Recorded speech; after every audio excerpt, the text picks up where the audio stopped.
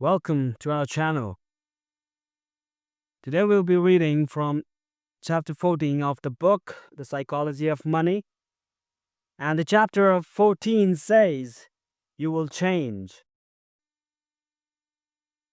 I grew up with a friend who came from neither privilege nor natural intellect, but was the hardest working guy I knew. These people have a lot to teach because they have an unfiltered understanding of every inch of the road to success. His life's mission and dream as a teenager was to be a doctor. To say the odds were stacked against him is being charitable. Not reasonable person at the time would consider it is possible. But he pushed, and a decade older than his classmates, he actually became a doctor. How much fulfillment comes from starting from nothing? Bulldozing your way to the top of medical school and achieving one of the most noble professions against all odds. I spoke to him a few years ago. The conversation went like this. Me. Long time no talk. How you doing? Him. Awful career. Me. Haha, well. Him. Awful career, man. This went on for 10 minutes. The stress and hours had worn him into the ground. He seemed as disappointed in where he is today as he was driven towards where he wanted to be 15 years ago. An underpinning of psychology is that people are poor forecasters of their future selves. Imagining a goal is easy and fun. Imagining a goal in the context of the realistic life stresses that grew with competitive pursuit. It is something entirely different. This has a big impact on our ability to plan for future financial goals. Every 8-year-old boy wants to drive a tractor when they grew up. Few jobs look better in the eyes of a young boy whose idea of a good job begins and ends with vroom vroom, bip bip, big tractor, here I come. Then many grow up and realize that driving a tractor maybe isn't the best career. Maybe they want something more prestigious or lucrative. So as a teenager, they dream of being a lawyer. Now they think they know their plan is set. Law school and its cost, here we come.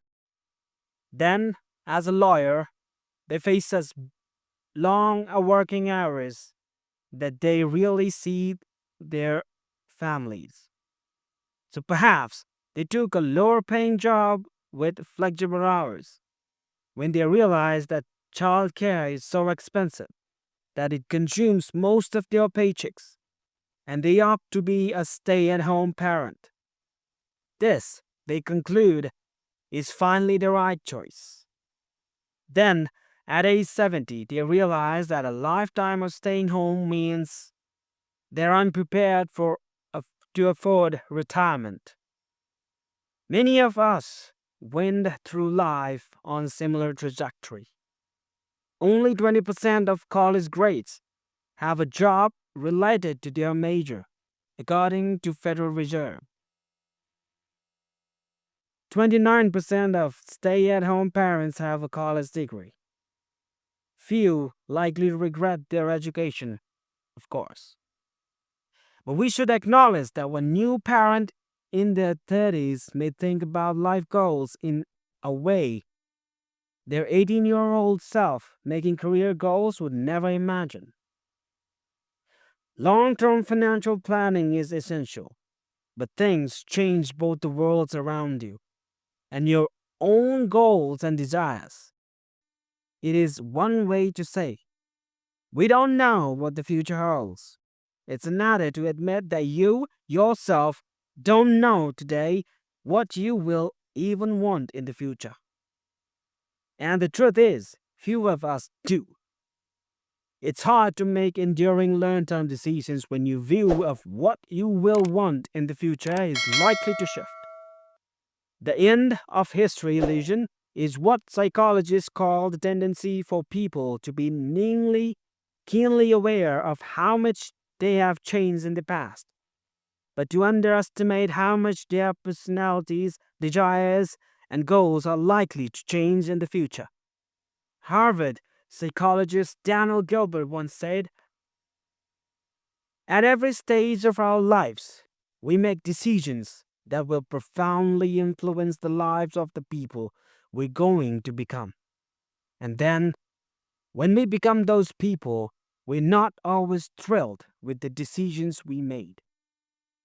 So young people pay good money to get tattoos removed, then teenagers pay good money to get. Middle-aged people rushed to divorce people who young adults rushed to marry. Older adults work hard to lose what middle-aged adults worked hard to gain. On and on and on. All of us, he said, are walking around with an illusion that history, our personal history, has just to come to an end, that we have just recently become the people that we were always meant to be and will be for the rest of our lives. We tend to never learn this lesson. Gilbert's research shows people from age 18 to 68 underestimate how much they will change in the future. You can see how this can impact a long-term financial plan. Charlie Munger says the first rule of compounding is to never interrupt it unnecessarily.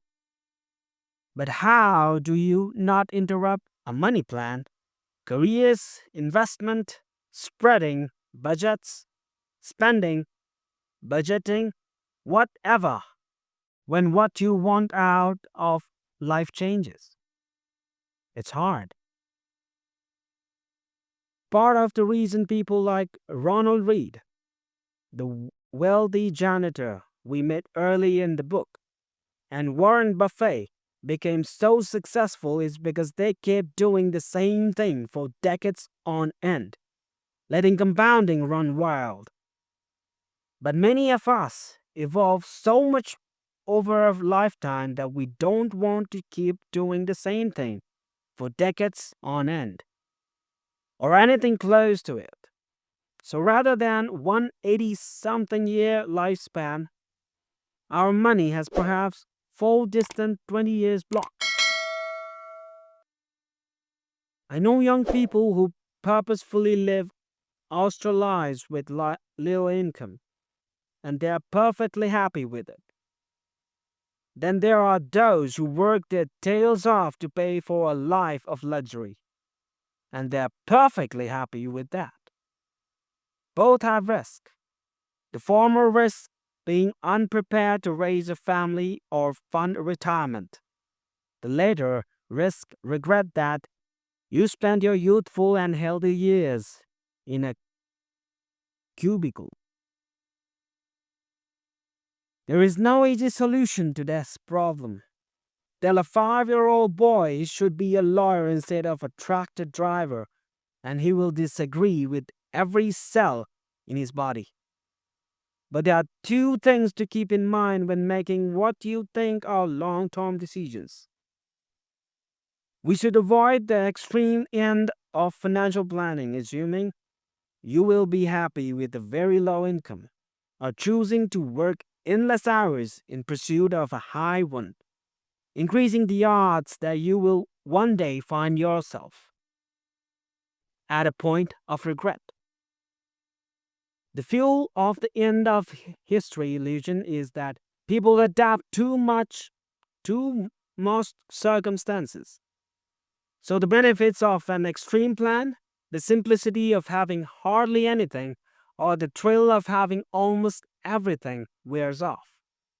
But the downside of these extreme, not being able to afford retirement or looking back at a life spent devoted to chasing dollars. become enduring regrets. Regrets are especially painful when you abandon a previous plan and feel like you have to run in other direction twice as fast as make up for lost time. Compounding works best when you can give a plan years or decades to grow. This is true when not only savings but careers and relationships. Endurance is key. And when you consider our tendency to change who we are over time, balance at every point in your life becomes a strategy to avoid future regret and encourage endurance.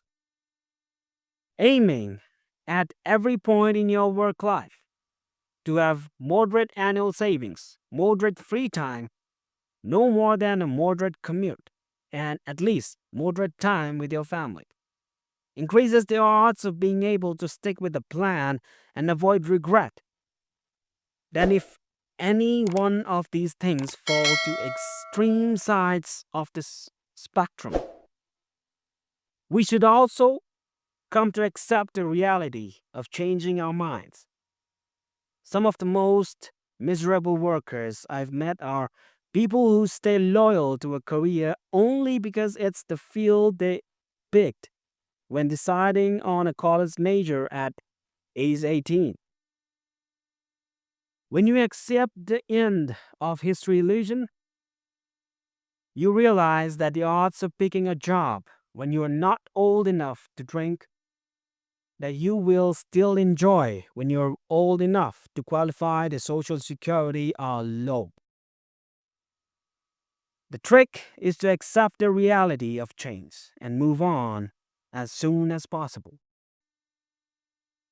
Jason Drake, the Wall Street Journal investment columnist, worked with psychologist Daniel Kahneman on writing Kahneman's book Thinking Fast and Slow.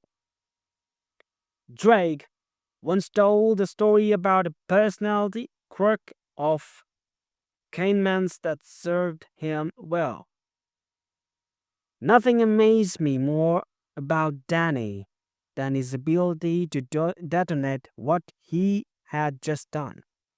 Drake wrote, he and Kahneman could work endlessly on a chapter, but the next thing you know, Kahneman sends a version so utterly transformed that it is unrecognizable.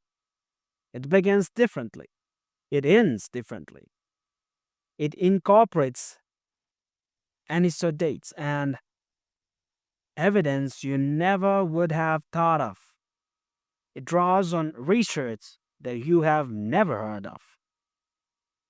When I asked Danny how he could start again, as if we had never written an early draft, Drake continued, he said, the words I've never forgotten.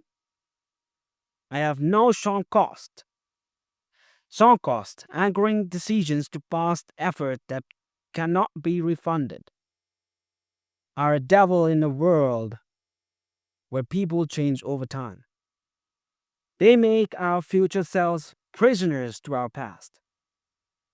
Different selves is the equivalent of a stranger making major life decisions for you.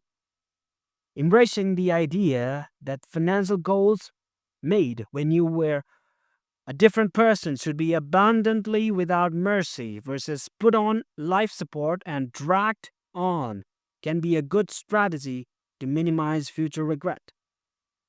The quicker it's done, the sooner you will get back to compounding. Next, let's talk about compounding price of admission in our next chapter. We'll see you in the next video. Thank you.